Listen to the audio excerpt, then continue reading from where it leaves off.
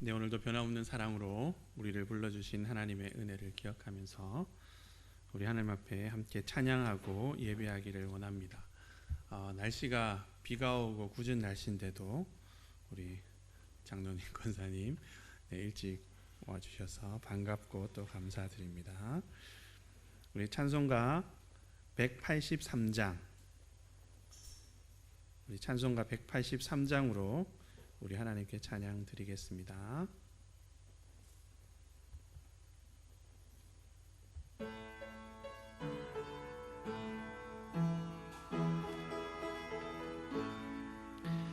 빈들의 마른 풀같이 시들은 나의 영혼, 주님이 약속한 성령 간절히 기다리네.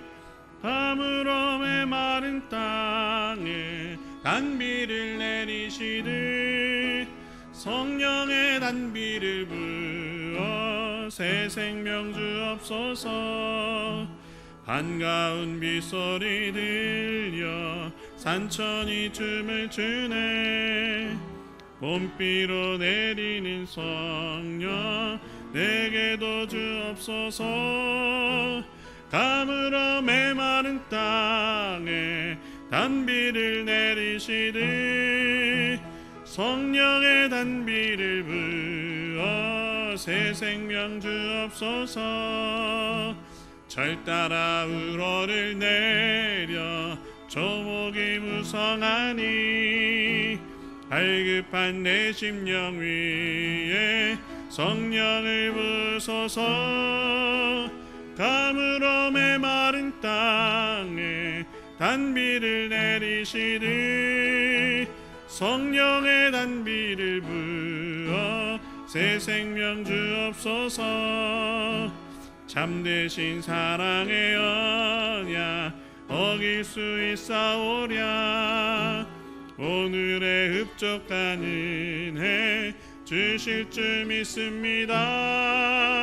가물어 메마른 땅에 단비를 내리시듯 성령의 단비를 부어 새 생명 주어. 빈들의 마른 풀같이 빈들의 마른 풀같이 시들은 나의 영혼, 주님이 약속한 성령 간절히 기다리네.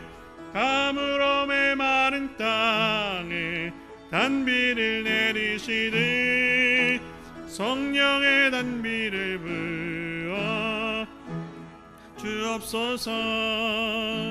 반가운 빗소리 들려 산천이 춤을 추네. 봄비로 내리는 성령 내게도 주옵소서. 가물어 메마른 땅에 단비를 내리시듯 성령의 단비를 부어 새 생명 주옵소서.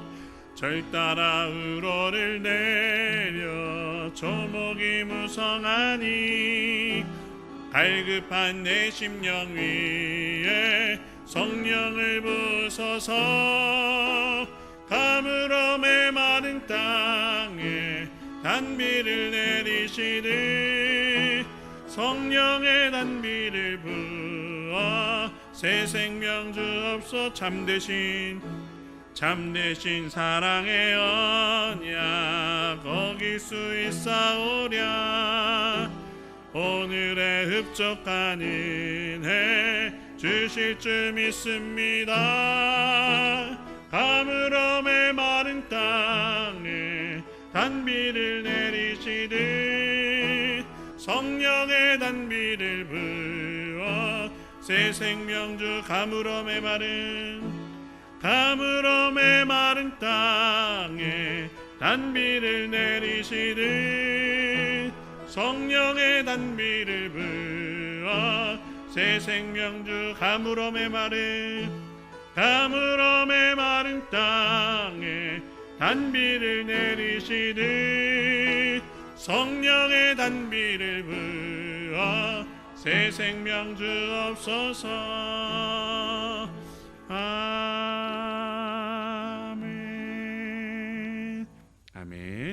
우리의 메마른 심령에 주님께서 성령의 단비로 함께 주실 줄 믿습니다.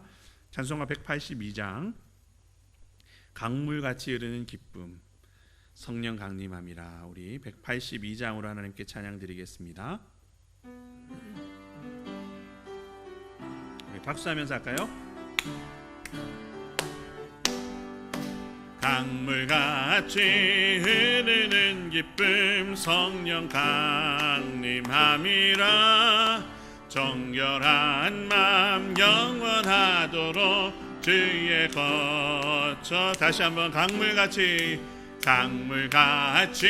흐르는 기쁨 성령 강림함이라. 정결한 맘 영원하도록 주의 거쳐 되겠네. 주님 주시는 참된 평화가 내 맘속에 넘치네. 주의 말씀에 거센 풍랑도 잠잠하게 되도다. 나의 생명 소생케 됨은 성령이 마심이라. 모든 의심 슬픔 사라져 주의 평강 넘치네. 주님 주시는 참된 평화가 내 맘속에 넘치네. 주의 말씀에 거센 풍랑도 잠잠하게 돼. 하늘에서 단비 내리고 햇빛 찬란함같이 우리 마음에 성령이 많이 주님 보내심이라. 주님 주시는 참된 평화가 내 맘속에 넘치네. 주의 말씀에 거센 풍랑도 잠잠하게 돼. 생명신에 넘쳐 흘러서 마른 광야 적시니. 나의 무르익어서 주스를 기다리네. 주님 주시는 참된 평화가 맘속에 넘치네. 주의 말씀에 거센 풍랑도 잠잠하게 돼. 놀라우신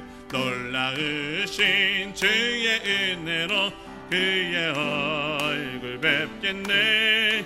평화로운 안식처에서 영원토록 쉬겠네.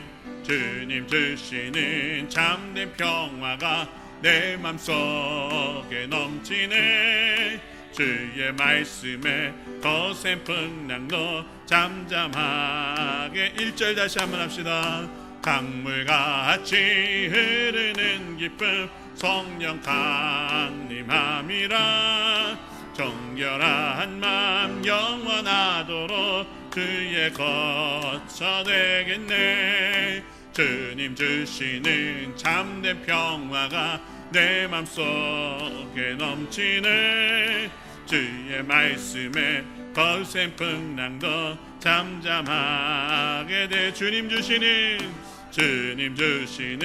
참된 평화가 내 맘속에 넘치네. 주의 말씀에 거센 풍랑도 잠잠하게 돼. 주님 주시는 참된 평화가 내 맘속에 넘치네. 주의 말씀에 거센 풍랑도 잠잠하게 되도다. 아멘. 우리 찬송가 442장. 우리와 늘 동행하시면서 우리를 친구 삼아주시는 그 놀라우신 주님의 은총 사랑을 기억하면서 우리 찬송가 442장으로 하나님께 찬양 드리겠습니다.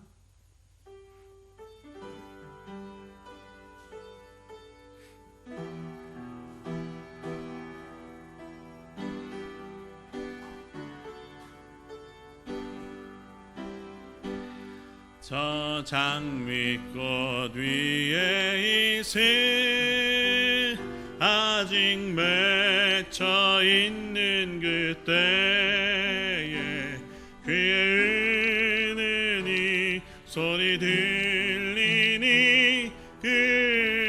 성분명하다. 주님 나와 동행을 하면서 나를 친구 삼으셨네. 우리 서로 받은 그 기쁨은 알 사람이 없도다. 저 장미꽃 위에 있을 아직 맺혀 있는 442장입니다. 귀에 흐르니 소리 들리니 주음 성분명하다. 주님 나와 동행을 하면서 나를 친구 삼으셨네. 우리 서로 받은 그 기쁨을 알 사람이 없도다. 그 청한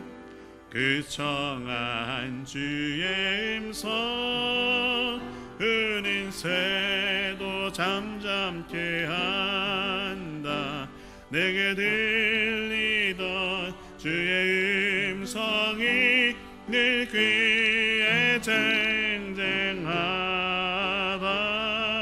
주님 나와 동행을 하면서 나를 친구 삼으셨네. 우리 서로 받은 그 기쁨은 알 사람이 없도.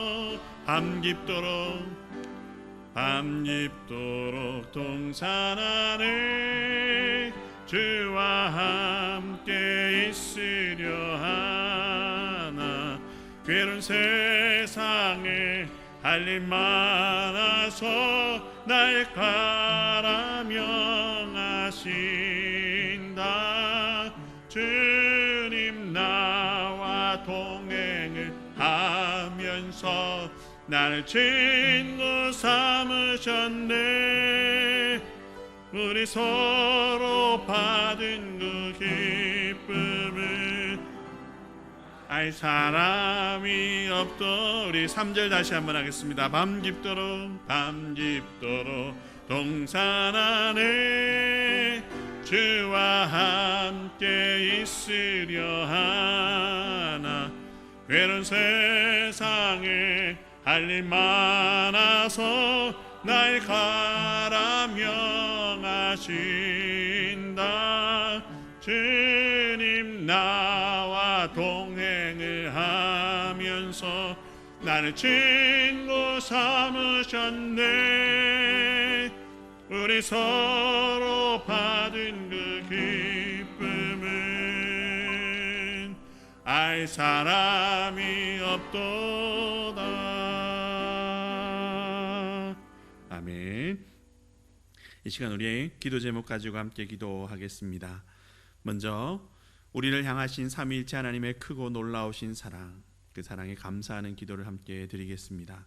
우리를 사랑하시고 구원하시기 위해서 성삼위 하나님이 얼마나 열정적이셨고 또 한마음이 되셨는가, 그 은혜를 우리가 기억하면서 하나님 그 사랑을 우리에게 베풀어 주셔서 감사드립니다. 감사하는 기도를 드렸으면 좋겠습니다. 그리고 더불어서 주일 후 3일 동안 우리가 세상 속에서 살았는데 하나님의 그러한 사랑을 받은 사람으로서 그 사랑에 합당한 삶을 살았는가 스스로 돌아보면서 하나님 그렇게 살지 못했던 건 용서하여 주시고 남은 주간은 그 사랑에 합당한 사람으로서 합당하게 살아갈 수 있게 도와주옵소서. 우리 함께 기도했으면 좋겠습니다. 그리고 성부 성자 성령 하나님의 하나 되심, 그것을 본받아서 우리 교회가 하나 되게 하시고 또 우리가 교회가 하나 되어서 이 땅의 다른 교회들과도 잘 연합하고 이 지역 사회와도 잘 연합해서 하나님 나라를 이루어가는 교회 되게 도와주옵소서. 우리 교회를 위해서 기도하고요. 또 경제적으로 사회적으로 참 어렵고 힘든 시기를 살아가고 있습니다. 이런 시기에 하나님 성령으로 말미암는 기쁨의 열매가 우리 모든 수진교회 성도들 가운데 충만하게 도와주시고, 그래서 주님이 주시는 기쁨으로 이 상황과 역경을 다 뛰어넘어서 승리하며 넉넉히 세상을 이기며 살아가는 우리 성도들 다 되게 하여 주옵소서. 우리 기도 제목들 가지고 함께 기도하도록 하겠습니다. 기도합시다. 사랑과 자비가 많으신 아버지 하나님, 저희를 사랑해 주셔서 이렇게 오늘도 불러주시고 굳은 날씨 속에서도 주님의 은혜의 단비를 사모하며 주님의 자리로 나올 수 있도록 마음을 이끌어 주시니 참으로 감사를 드립니다. 사랑의 아버지 하나님, 하나님께서 우리를 사랑하시고 우리에게 얼마나 큰 사랑을 베푸셨는지 하나님 이 시간 다시금 되새겨 기억하며 감사를 드립니다. 아버지 하나님, 삼위일체 하나님께서 우리를 향해서 얼마나 열정적이셨고 뜨거운 사랑을 베푸셨는지, 아버지 하나님의 그 사랑이 얼마나 크고 얼마나 기쁘고 얼마나 넓은지 하나님 우리가 다 측량할 수 없을 정도로 신비로운 사랑이오니 아버지 하나님 그 사랑을 베풀어 주신 것에 날마다 감사하며 아버지 하나님 그 사랑을 찬양하며 살아가는 저희가 되게 하나님 도우시고 인도하여 주시옵소서. 하나님께서 우리에게 정말 아버지 아낌없는 사랑, 한이 없으신 사랑을 베풀어 주셨는데 아버지 하나님 그 은혜에 감사하지 않고 아버지 하나님이여 또 하나님 앞에 투정 부리는 그러한 모습으로 살지는 않았는지 아버지 우리를 불쌍히 여겨주시고 주님의 그 사랑 앞에 감사하며 찬양하는 우리가 되게 하여 주옵소서. 하나님 우리에게 그 사랑을 베풀어 주셔서 감사합니다. 하나님 그 뜨거운 사랑으로 우리를 사랑하여 주셔서 감사합니다. 우리를 사랑하시고 구원하시기 위해 삼위일체 하나님께서 너무나 한 뜻을 이루시고 협력하시고 합력하시고 그래서 우리에게 그 놀라운 구원의 은총을 베풀어 주셨으니 감사합니다. 하나님 이 감사를 잊지 않게 하시고 이것에 대한 찬양을 아버지 하나님 우리의 삶에서 중단하는 일이 없도록 도우시고 함께하여 주옵소서. 그러나 하나님 주일후 3일 동안에 저희들의 삶을 돌아보면 부끄러움이 너무나 많습니다.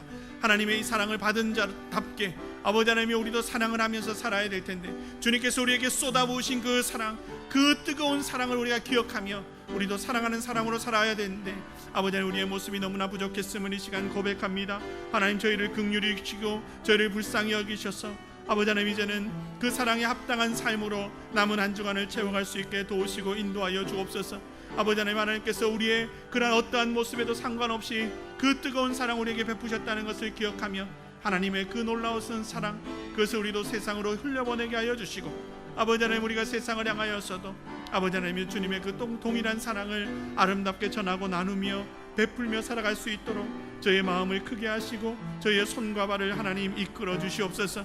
아버지 하나님 성부 성자 성령 하나님의 하나 되심을 아버지 하나님 우리 교회가 본받을 수 있기를 간절히 원합니다. 우리 교회 모든 성도들이 아버지 하나님이여 삼위일체 하나님께서 성삼위 하나님께서 하나가 되신 하나를 이루신 것처럼 아버지 우리의 모든 교회 성도들도 한 성령 안에서 하나가 될 수 있도록 하나님 도와주시고 그래서 아버지 하나님을 기쁘시게 하는 일, 하나님께 영광되는 일, 하나님께서 원하시는 바 아버지 하나님의 그런 삶을 우리 교회가 살아드리고 이루어낼 수 있도록 하나님도 오시고 함께하여 주시옵소서. 아버지 하나님의 한 마음으로 한 뜻을 품고 아버지 하나님의 한 하나님 나라를 향하여서 우리가 나아가기를 원하오니 성령님 저희들을 주장하여 주시고 모든 성도들의 마음 가운데 하나님의 성령이 충만히 임하여서 성령의 교통하심으로 말미암아 성령의 하나 되시게 하신 것으로 말미암아 우리가 온전히 하나님 주신 하나됨을 지키며 온전히 하나님 나라를 위하여 하나를 이루고 연합하고 아버지 하나님이 하나됨을 이룰 수 있도록 주님 함께 하시고 역사하여 주시옵소서.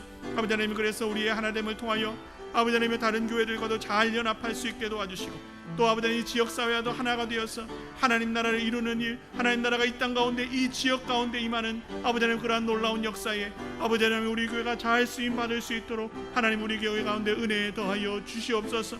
아버지 하나님의 참으로 어려운 경제사정으로 사회적으로 너무나 어렵고 힘들어서 아버지 하나님 우리가 살아가기가 참 어려운 시기를 보내고 있습니다. 이런 시대에 아버지 하나님 우리 앞에 닥쳐오는 문제들 앞에서 아버지 우리에게 닥쳐오는 그런 여러 가지 어려운 시험들 앞에서 우리가 넘어지고 좌절할 것이 아니라 성령으로 말미암는 그 성령의 기쁨으로 우리가 그 모든 것을 넉넉히 이기며 살아가기를 간절히 소망합니다. 세상이 알 수 없는 기쁨으로 주님께서 우리에게 허락하셨으니 그 기쁨을 가지고 세상을 넉넉히 이기며 살아갈 수 있도록 도와주시고 아버지 하나님 세상의 풍파와 세상의 여러 가지 환난과 여러 가지 어려움과 고난이 우리를 닥치고 아버지 우리를 넘어뜨리고 우리를 무너지게 할 때에도 하나님 우리는 성령께서 주시는 그 기쁨으로 그 모든 것을 넉넉히 이기며 주님으로 말미암아 아버지 하나님이여 넘어설 수 있게 하여 주시고 여호와를 기뻐하는 것이 우리의 힘인 것을 기억하고 하나님 세상을 넉넉히 이기며 살아가는 저희가 될 수 있도록 주님도 오시고 함께하여 주시옵소서. 하나님 저희는 연약합니다. 저희만 두실 때에는 아버지 하나님 이 세상을 이기며 살아갈 수 없고 패배자로 아버지 실패자로 낙담하며 살아갈 수밖에 없습니다. 성령님 우리 가운데 늘 함께하여 주시고 우리 가운데 임하여 주셔서 성령으로 말미암는 성령의 열매가 우리 가운데 충만하여서 세상을 넉넉히 이기고도 남음이 있도록 아버지 하나님 도우시고 주님의 놀라운 은총으로 함께하여 주시옵소서. 사랑의 하나님, 저희가 같은 기도 제목으로 주님 앞에 아뢰게 해주시니 감사합니다. 하나님, 저희가 아뢰는 기도의 제목을 주님께서 들으셨을 줄 믿사오니 하나님, 이 기도를 통하여 하나님 나라가 이 땅 가운데 아름답게 임하고 하나님께서 원하시는 그러한 아름다운 하나님의 나라가 저희들의 발자국을 통하여 이루어지는 역사가 나타나도록 하나님 도우시고 함께하여 주옵소서. 이 밤에도 저희 모두 가운데 함께하여 주셔서 주님의 말씀을 통하여 주님을 깊이 알고 주님의 뜻을 깊이 되새기는 시간 되게 역사하여 주옵소서. 감사드리며 예수 그리스도의 이름으로 기도를 드립니다. 아멘. 오늘 우리에게 주신 하나님의 말씀은 마가복음 1장 말씀입니다. 마가복음 1장 주보에는 13절까지로 나와 있는데요, 1장 1절부터 8절까지 말씀만 우리 오늘 함께 읽도록 하겠습니다. 마가복음 1장 1절부터 8절까지 말씀, 신약 53면입니다. 우리 한 목소리로 마가복음 1장 1절부터 8절까지 말씀 함께 봉독합니다. 하나님의 아들 예수 그리스도의 복음의 시작이라. 선지자 이사야의 글에 보라, 내가 내 사자를 내 앞에 보내리니 그가 내 길을 준비하리라. 광야에 외치는 자의 소리가 있어 이르되 너희는 주의 길을 준비하라. 그의 오실 길을 곧게 하라. 기록된 것과 같이 세례 요한이 광야에 이르러 죄 사함을 받게 하는 회개의 세리를 전파하니 온 유대 지방과 예루살렘 사람이 다 나와 자기 죄를 자복하고 요단강에서 그에게 세례를 받더라. 요한은 낙타털 옷을 입고 허리에 가죽띠를 띠고 메뚜기와 석청을 먹더라.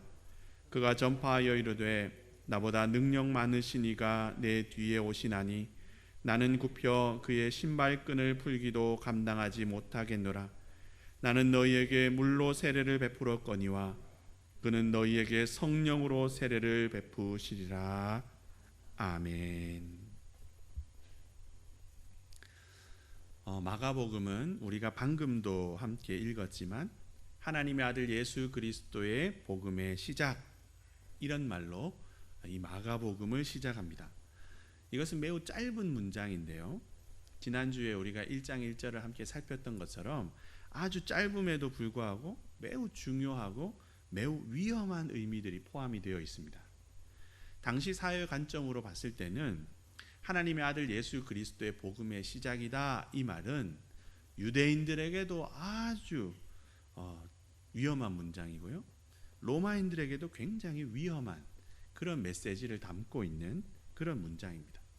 그러니까 마가복음은 이렇게나 충격적인 말로 시작을 한다는 거죠. 그런데 특이한 것은 마가복음이 이렇게 충격적인 말로 시작을 딱 한 후에 그 뒤에 무슨 말을 하느냐 보니까 세례 요한에 대한 이야기를 하고 있다 하는 겁니다. 예수의 복음이다, 이렇게 시작을 했으면 이게 위험한 말이고 이게 아주 유대 사람이나 로마인들이 봤을 때는 충격적인 말이고, 그렇다면은 당연히 예수님에 대한 이야기가 바로 나와야 될 텐데 마가복음은 그렇게 1장 1절을 시작하고 나서는 바로 세례 요한에 대한 이야기를 한다는 거죠. 세례 요한이라고 하는 인물을 등장을 시키고 있는 겁니다. 좀 뜬금없어 보이는 모습이죠. 그 이유가 무엇일까? 늘 그러는데요, 성경을 읽으시다가 뭔가 좀 뜬금없어 보인다, 왜 갑자기 이 이야기가 나오지? 하는 부분이 있으면 강조하려는 것이 있구나, 이렇게 생각을 하시면 됩니다. 여기서도 마찬가지인데요, 세례 요한에 대한 이야기가 갑자기 등장한다 하는 것은 왜 갑자기 별 의미 없이 뜬금없이 나오는 거야? 이게 아니라 마가복음이 이야기하는 예수 그리스도의 복음, 이 복음을 이야기하는 데 있어서 이게 진짜다, 그걸 알려주는 아주 중요한 사전 작업이 바로 이 세례 요한의 이야기라는 거죠. 그러니까 세례 요한의 이야기는 그냥 뜬금없이 갑자기 나온 게 아니라 이것이 진짜 복음이다, 이것을 증명하는 아주 중요한 장치라는 겁니다. 여러분, 세례 요한이 누구인지 잘 아시죠? 우리는 마태복음을 이미 다 읽었고 또 특별히 누가복음을 다 읽었기 때문에 마태복음과 누가복음에 기록되어 있는 그 내용들을 통해서 세례 요한이 누군가 이미 많은 정보를 알고 있습니다. 세례 요한이 어디서 출생했고 또 무슨 일을 했고 어떻게 죽었고 또 예수님하고는 어떤 친척 관계인가, 이런 것들에 대해서 우리는 이미 많이 알고 있습니다. 마태복음과 누가복음에 상세하게 기록되어 있기 때문에 장황하게 설명을 드리지 않아도 이미 머릿속에 세례 요한이 이런 사람이야 쭈루룩 꿰고 있다는 거예요. 그런데 오늘은 우리가 알고 있던 마태복음을 통해서 또는 누가복음을 통해서 알고 있던 이 세례 요한에 대한 정보, 그것을 잠시 접어두고 이 마가복음에서 이야기하는 세례 요한, 마가복음에서 이야기하는 세례 요한에 대해서 우리가 한번 집중해서 생각을 해보면 좋겠습니다. 그래야 이 마가복음 서두에 왜 세례 요한 이야기가 나왔는가, 이것에 대해서 우리가 제대로 이해할 수가 있게 됩니다. 세례 요한이 누군가? 이 마가복음에 등장하는 세례 요한의 정체를 알아보려면은 먼저 마가복음 9장 11절 말씀에 주목을 할 필요가 있습니다. 예수님께서 변화산에서 베드로와 야고보와 요한과 함께 올라가셨다가 이제 하산하는 장면에서 있었던 이야기인데요. 제가 한번 읽어보겠습니다. 마가복음 9장 11절 말씀입니다. 이에 예수께서 묻자와 이르되 어찌하여 서기관들이 엘리야가 먼저 와야 하리라 하나이까. 아멘. 이 말씀은 앞서도 말씀드렸지만 이제 변화산에 올라갔다가 예수님과 야고보와 요한, 예수님과 함께 올라갔다가 이제 내려오면서 그렇게 예수님께 질문한 내용인데요. 이 변화산에서는 예수님이 신비롭게 변화된 모습을 이 베드로와 야고보와 요한이 보았고 또 거기서 예수님이 모세와 엘리야와 함께 대화하는 장면을 이들이 보았기 때문에 아마도 하산을 하면서 이 엘리야에 대한 질문을 한 것이 아닌가, 이렇게 이제 추정을 해볼 수가 있는데요. 이 질문, 서기관들이 왜 엘리야가 먼저 와야 한다고 말합니까? 하는 이 질문은 예수님의 이 복음과 관련해서 아주 중요한 질문입니다. 세례 요한의 정체를 알 수 있는 아주 중요한 질문이죠. 엘리야, 이 구약의 선지자인 이 엘리야는 마가복음에 무려 9번이나 등장을 하는데요. 구약의 인물들 가운데 예수님의 오심과 관련해서 아주 중요한 인물입니다. 제가 말씀을 드렸듯이 당시의 서기관들은 메시아가 오기 전에 엘리야가 먼저 와야 된다, 이렇게 이야기를 하고 있었습니다. 그리고 대부분의 유대인들도 그 사실을 다 동의하고 알고 있었습니다. 그러다 보니까 메시아에 대한 이야기가 나오면 저 사람이 메시아다 그러면 엘리야가 어디 있지? 찾았고요. 저 사람이 엘리야야 그러면 메시아가 곧 오겠구나, 이렇게 생각을 했습니다. 메시아에 대한 이야기가 나올 때마다 세트로 해서 엘리야를 함께 생각을 했다는 거죠. 그런데 왜 서기관들은 메시아가 오기 전에 엘리야가 올 거다, 무슨 관계가 있길래 왜 그런 이야기를 했을까 하는 거죠. 그 이유는 오늘 본문 2절하고 관련이 있는데요. 오늘 본문 2절에 보면은 오늘 본문은 이게 이사야의 글이다 이렇게 말씀을 했는데 사실은 이게 이사야서가 아니고 말라기서 말씀입니다. 말라기 3장 1절 상반절 말씀이 오늘 본문 2절인데요.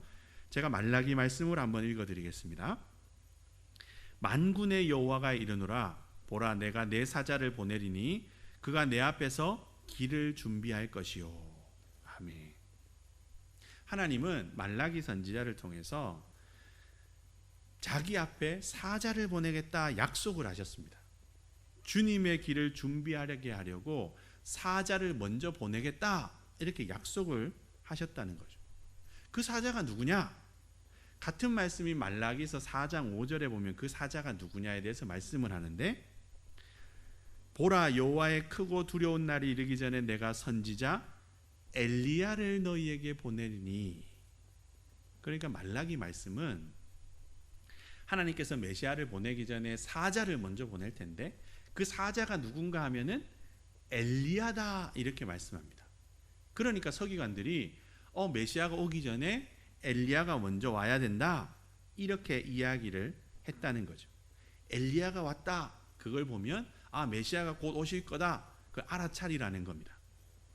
그런데 세례 요한에 대해서 우리가 세례 요한이 누군가를 알려고 그러는데 왜 자꾸 엘리야 얘기를 하는가? 그게 좀 의아하죠.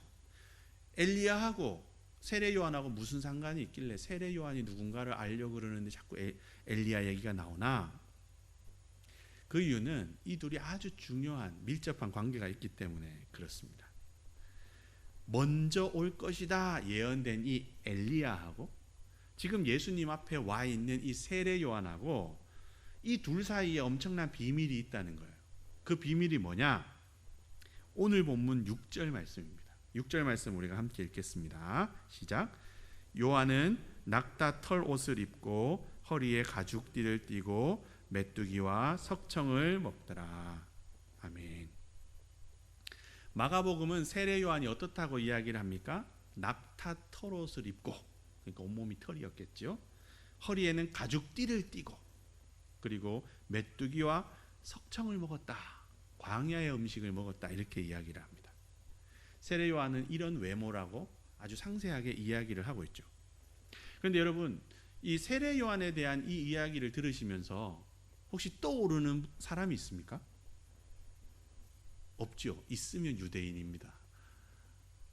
이 이야기를 딱 들었을 때 우리는 별로 떠오르는 사람이 없고 매치되는 사람이 없는데 이 당시 유대인들은 세례 요한에 대한 묘사, 낙타 털옷을 입었고 허리에 가죽띠를 띠고 있다 이 이야기 들으면 너무나 당연하게 한 사람을 떠올렸다고 합니다. 그게 누구냐?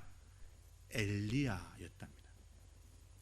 왜냐하면은 이 엘리야에 대해서 이야기하는 구약 본문을 보면은 오늘 세례 요한에 대한 이야기하고 너무나 똑같기 때문에 그렇다는 거죠. 열왕기하 1장 8절에 보시면 그 내용이 나오는데 제가 읽어보겠습니다. 그들이 그에게 대답하되 그는 털이 많은 사람인데 허리에 가죽띠를 띠었더이다 하니 왕이 이르되 그는 디셉 사람 엘리야로다. 털이 많고 허리에 가죽띠를 띠고 있다. 그 모습은 엘리야를 대표하는 모습이라는 거예요. 우리가 힘센 사람 하면 누구를 떠올립니까? 삼손. 그 다음에 뭐 똑똑하다, 지혜롭다, 저 사람 수단이 좋아. 그러면 제갈량 이렇게 떠올리지 않습니까? 털이 많고 허리에 가죽띠를 띠고 있다. 이것은 그 당시 사람들이 생각할 때는 엘리야다 이렇게 이야기를 했다는 거죠. 그러니까 오늘 본문 6절에 세례 요한이 이렇다. 낙타 털옷을 입어서 털이 많고 허리에 가죽띠를 띠고 있고 광야의 음식을 먹고 있다. 이렇게 오늘 본문 6절이 세례 요한에 대해서 이야기를 하고 있는데 이거는 단순히 세례 요한의 겉모습이 그렇다. 이걸 이야기하는 것이기도 하지만 그걸 넘어서서 6절 말씀은 세례 요한이 엘리야다. 이걸 이야기하는 말씀입니다. 메시아보다 먼저 누굴 보내시겠다고 하셨죠? 엘리야를 보내시겠다고 했는데 예수님보다 먼저 온 이 세례 요한이 엘리야의 모습과 너무나 똑같은 엘리야다 이걸 말씀을 하고 있는 거죠. 세례 요한이 엘리야다 하는 겁니다. 그렇다면 우리가 한번 생각을 해볼게. 메시아보다 먼저 온 엘리야, 이 세례 요한, 이 세례 요한은 뭐 때문에 먼저 왔는가 하는 거죠. 메시아보다 먼저 와서 뭘 하려고 이렇게 먼저 왔는가? 오늘 본문에 따르면 두 가지 정도를 생각을 할 수 있는데요. 하나는 주님의 길을 준비하기 위해서 먼저 왔다 하는 것과 다른 하나는 주님을 소개하기 위해서 먼저 왔다. 이렇게 볼 수가 있습니다. 오늘 본문 2절과 3절 말씀을 보시면 엘리야가 와서 이런 일을 할 것이다 하고 구약에 예언된 말씀들이 있는데 말라기 3장 1절 말씀과 이사야 40장 3절 말씀입니다. 이 둘은 메시아보다 먼저 온 이 엘리야가 무슨 일을 할 것인가에 대해서 이야기를 하는데 공통적으로 한 가지를 이야기를 하고 있습니다. 그게 뭐냐? 길을 준비한다 하는 겁니다. 메시아의 길을 준비한다. 이 길을 준비한다는 것은 포인트가 둘인데요. 길이라는 것과 준비한다 하는 거죠. 길이라고 하는 것은 마가복음을 쭉 읽어보시면 아시는데요. 마가복음에서 아주 중요한 역할을 하는 단어입니다. 이 길. 마가복음은 예수님의 여행기다 이렇게도 부를 수 있을 정도로 예수님이 길 위에서 계속 여행하는 이야기가 나옵니다. 갈릴리에서부터 예루살렘까지 마가복음은 예수님이 계속 여행한다, 길을 걸어간다 이렇게 이야기를 하죠. 그렇기 때문에 이 마가복음의 길은 예수님께서 갈릴리를 이렇게 누비셨던 길, 그리고 갈릴리에서 예루살렘으로 가는 도중에 걸으셨던 길, 그리고 예루살렘에서 골고다 십자가 언덕까지 올라가시는 그 길, 이 길을 이야기한다고 볼 수가 있습니다. 마가복음에서 이 길을 빼놓고는 할 이야기가 없다는 거죠. 그런데 마가복음이 이렇게 예수님이 걸어간 그런 도로를 이야기하기도 하지만 그 도로만 이야기하느냐? 그건 아니라는 거죠. 우리가 제자 훈련을 하다 보면 제자도 뭐 이런 얘기를 하지 않습니까? 제자도. 그때 사용되는 도자가 길도자인데요.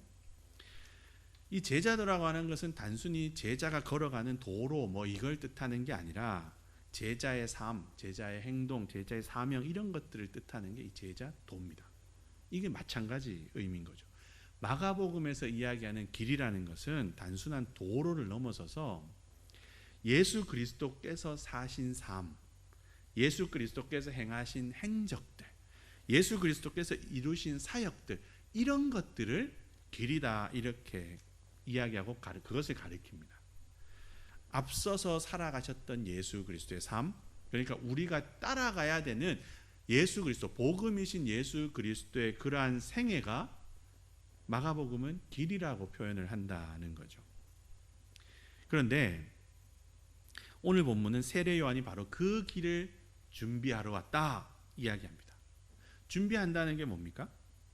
자기는 그 길을 직접 가지 않지만 대신에 예수님이 그 길을 가시도록 사전 작업을 한다는 거죠. 길도 닦고 또 어떤 준비도 하고 이런 장애물이 있으면 치우고 이런 일을 하는 겁니다. 연예인이나 뭐 유명한 사람, 뭐 대통령이나 이런 사람들이 어디를 방문한다 그러면 어떤 일이 일어납니까?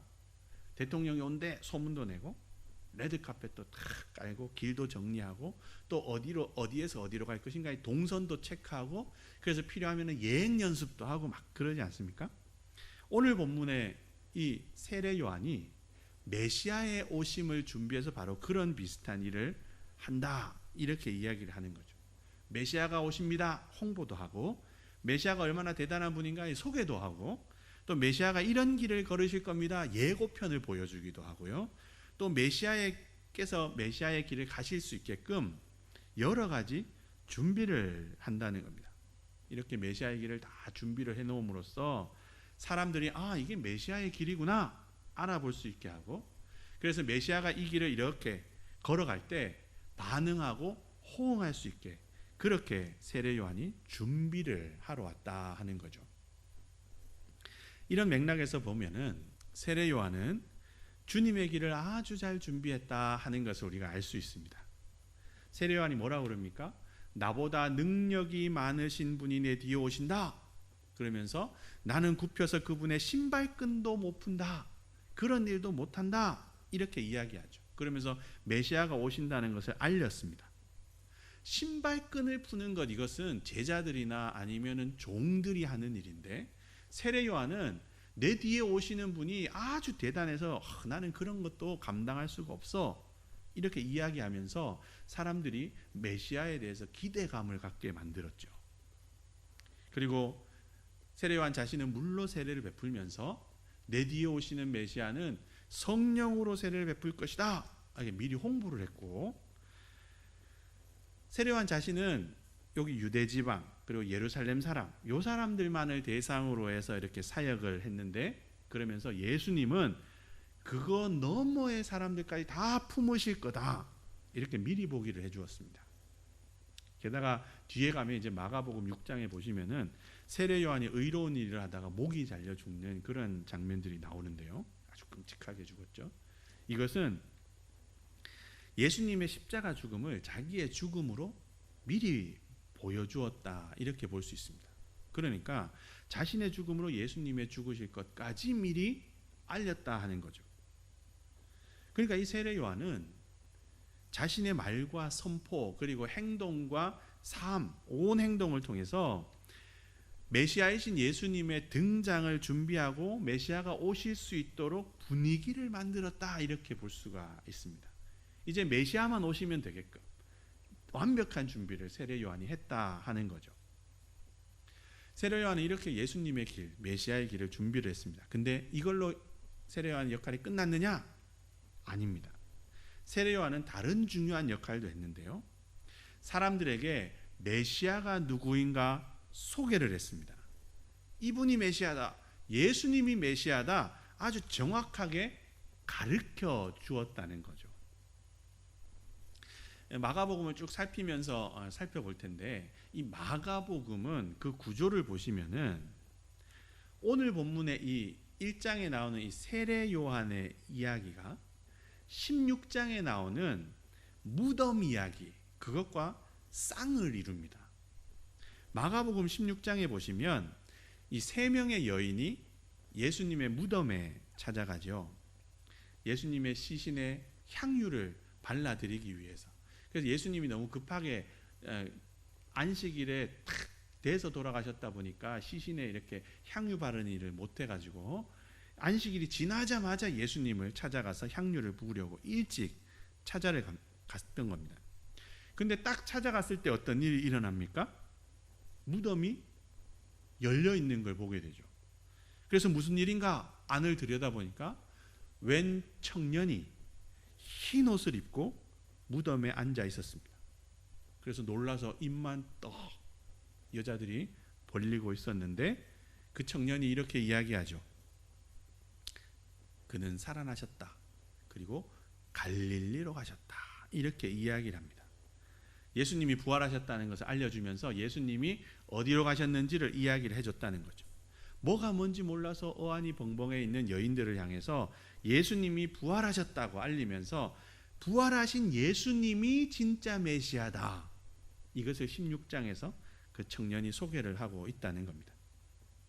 오늘 우리가 함께 읽은 이 세례 요한 이야기는 그 16장의 그 이야기와 대칭되는 자리에서 비슷한 역할을 하는 그런 말씀입니다. 마가복음 제일 마지막 16장에서는 무덤에 앉아있던 흰옷을 입은 청년이 부활하신 예수, 그분이 진짜 메시아다, 이렇게 소개를 했다 그러면, 마가복음의 제일 첫 부분인 오늘 1장에서는 이 세례 요한이, 광야의 이 세례 요한이 죽음의 길을 걸어가는 예수가 진짜 메시아다, 이렇게 소개를 하고 있다는 겁니다. 골고다 언덕, 그 죽음의 길을 향해서 갈릴리에서부터 예루살렘으로 걸어가시는 분, 그 예수가 진짜 메시아다, 이렇게 소개를 하고 있다는 거죠. 그러니까 마가복음 1장에서부터 16장까지 예수님이 메시아라고 계속 지금 이야기를 하고 있는 겁니다. 저는 이 세례 요한이 예수님을 소개했다, 이 장면을 읽으면서 이 마가복음에 기록되어 있는 이 세례 요한은 일종의 이덕화 같은 그런 사회자가 아니었을까, 이런 생각을 해봤습니다. 이덕화 씨가 사회를 볼 때 어떡합니까? 자기 말고 진짜 노래할 사람 가수가 나올 때 누구누구 소개합니다 그러면서 뭐 이선희 부탁해요 뭐 이렇게 하지 않습니까? 그것처럼 지금 세례 요한이 그렇게 하고 있다는 거예요. 예수님이 등장하십니다. 예수님이 메시아입니다. 메시아 예수님 부탁해요. 그러면서 예수님을 소개를 하고 있다 하는 겁니다. 메시아를 기다리고 있는 모든 사람들의 이목, 관심을 예수님께로 딱 집중시키면서 이분이 바로 메시아입니다. 세례 요한이 바로 그러고 있다는 거죠. 마가복음이 그 첫머리에 세례 요한을 등장시키고 있는 것은 바로 이것 때문에 그렇습니다. 예수님이 진짜 메시아고 예수님이 진짜 구원자다라고 하는 이것을 아주 강력하게 알리고 소개하기 위해서 그렇다 하는 거죠. 왜 뜬금없이 세례 요한 이야기가 나와? 이게 아니고 이 세례 요한의 이야기는 예수님이 진짜 메시아야, 이것을 알리는데 아주 중요한 역할, 중요한 인물로 그렇게 했다, 중요한 인물로 역할을 했다 하는 거죠. 주님의 길을 준비하는 사람, 그게 바로 이 세례 요한이라는 겁니다. 그런데 이렇게 말하고 나면은 세례 요한이 대단하구나, 우리가 세례 요한처럼 되어구나, 이렇게 생각을 하기 쉬운데 우리가 오해하지 말아야 될 것이 있습니다. 세례 요한이 참 중요한 인물이죠. 참 대단한 인물입니다. 그렇기 때문에 우리가 세례 요한으로부터 도전을 받아야 되는 것은 마땅하죠. 그런데 우리가 세례 요한을 따라가야 되느냐, 사실 그것은 좀 의문이라는 겁니다.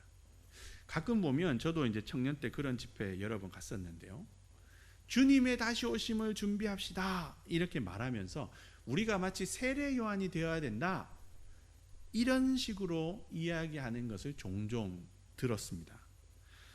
찬양 집회 이렇게 찬양 인도하시는 분 결단의 기도할 때 그렇게 많이 멘트를 했는데요, 사실 이거는 맞다고 하기에는 좀 애매한 그런 표현입니다. 왜냐하면 주님께서 우리에게 맡기신 사명, 우리에게 신앙의 모델로 준 것이, 모델로 말씀하신 것이 세례 요한인가라고 봤을 때는 약간 맞기도 하지만 의아한 부분도 동시에 있기 때문이죠. 우리의 사명은 세례 요한하고는 좀 다르죠. 세례 요한의 사명이 뭡니까? 세례 요한 와서 주님의 오실 길을 닦고 준비하는 게 세례 요한의 사명이었죠. 예수님은 그 세례 요한이 준비하신 길을 걸으셨습니다. 그렇다면 이제 남은 것은 뭐냐? 제자들이 그랬던 것처럼 주님이 걸으셨던 그 길을 따라 걷는 것이 남아있죠. 세례 요한이 되어서 주님의 길을 준비하고 주님의 길을, 주님이 걸으실 길을 다시 닦고, 이게 우리의 사명이 아니라 예수님의 제자가 되어서 예수님이 걸어가신 길을 따라서 걸어가는 것이 우리의 사명이라는 겁니다. 우리는 길을 준비하는 사람이 아니라 길을 걷는 사람이 되어야 된다는 거죠.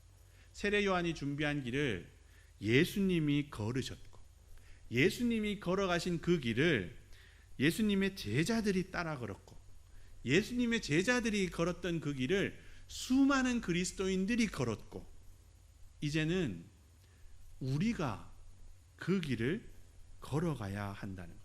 길을 준비하는 게 아니라 우리는 예수님이 걸으셨던 그 길을 가야 된다 하는 거죠. 예수님께서 이 땅에 오셨던 사역들을 우리가 준비하고 뭐 그런 게 아니라 예수님께서 이 땅에서 행하신 삶의 모범, 신앙의 모범, 그런 것을 우리가 따라서 살아가야 되고 쫓아서 살아가야 된다. 그게 우리의 사명이고 우리의 몫이다 하는 거죠. 세례 요한이 아주 중요한 사역을 했지만, 그러나 세례 요한의 사명과 우리의 사명은 다르다, 오해하면 안 된다 하는 겁니다. 오늘 말씀을 기억하면서 우리가 주님의 길을 충성스럽게 준비한 세례 요한의 모습, 그 모습을 생각하면서 우리 자신의 사명, 나의 사명이 무엇인가, 세례 요한이 자신의 사명을 잘 그렇게 충성되이 실천했던 것처럼, 감당했던 것처럼, 나도 하나님께서 나에게 맡겨주신 사명을 충성되이 잘 감당해야 되겠구나, 우리가 세례 요한의 모습을 보면서 도전을 받을 수 있으면 좋겠습니다.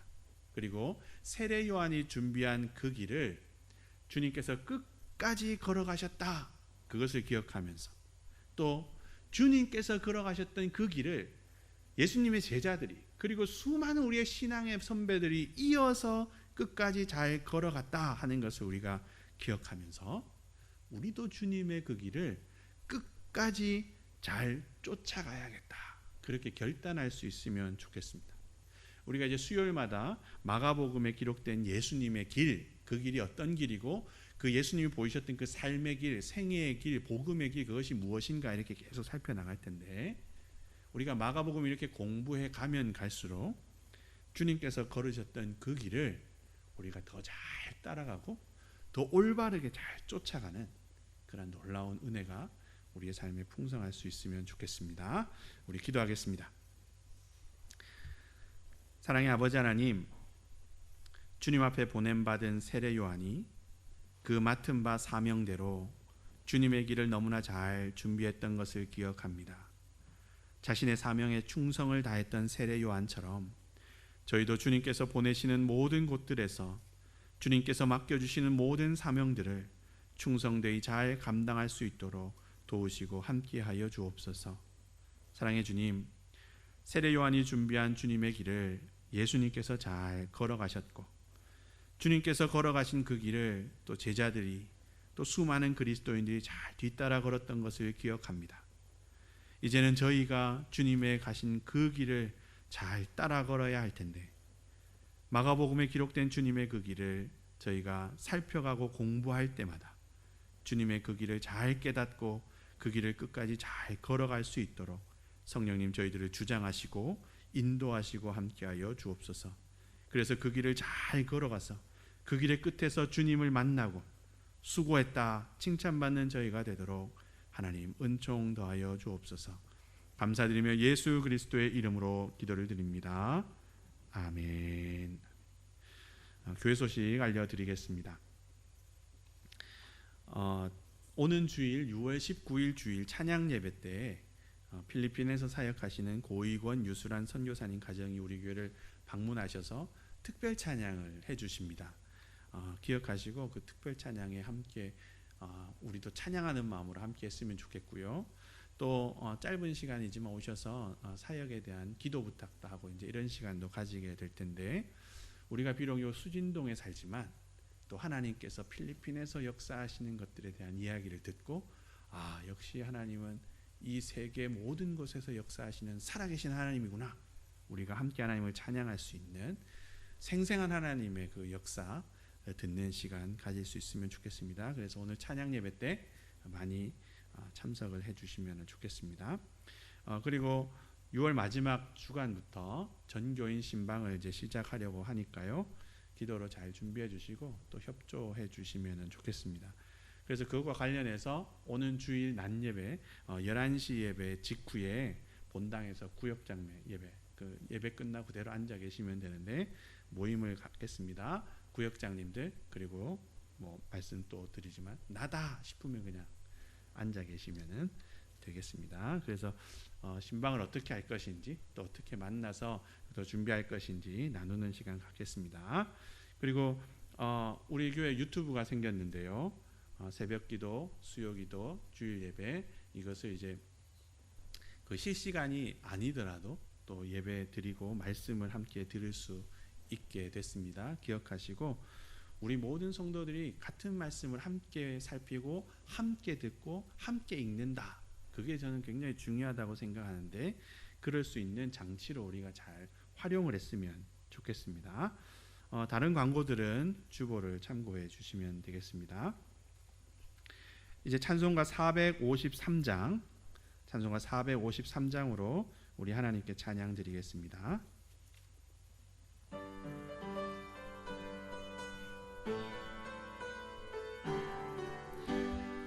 예수 더 알기 원함은 크고도 넓은 은혜와 대속해 주신 사랑을 간절히 알기 원하네. 내 평생의 소원 내 평생의 소원 대속해 주신 사랑을 간절히 알기 원하네. 성령이 스승 되셔서 진리를 가르치시고 거룩한 뜻을 깨달아 예수를 알게 하소서. 내 평생의 소원 내 평생의 소원 대속해 주신 사랑을 간절히 알기 원하네. 성령의 감화 받아서 하나님 말씀 배우니 그 말씀 한 절 한 절이 내 맘에 교훈되도다. 내 평생의 소원 내 평생의 소원 대속해 주신 사랑을 간절히 알기 원하네. 예수가 계신 보좌는 영광에 들려 있도다. 평화의 왕이 오시니 평생의 소원, 내 평생의 소원, 대속해 주신 사랑을 간절히 알기 원하네. 아멘. 축도하겠습니다. 우리 주님 예수 그리스도의 크신 은혜와 하나님 아버지의 한이 없으신 사랑과 성령 하나님의 인도하심과 사귐이 세례 요한처럼 맡은 바에 충성하기로 결단하며 또 주님께서 가신 길을 끝까지 잘 뒤따라가기로 다짐하는 여기 모인 우리 수진교회 모든 성도들 가운데 항상 함께 하시기를 간절히 축원드립니다. 아멘.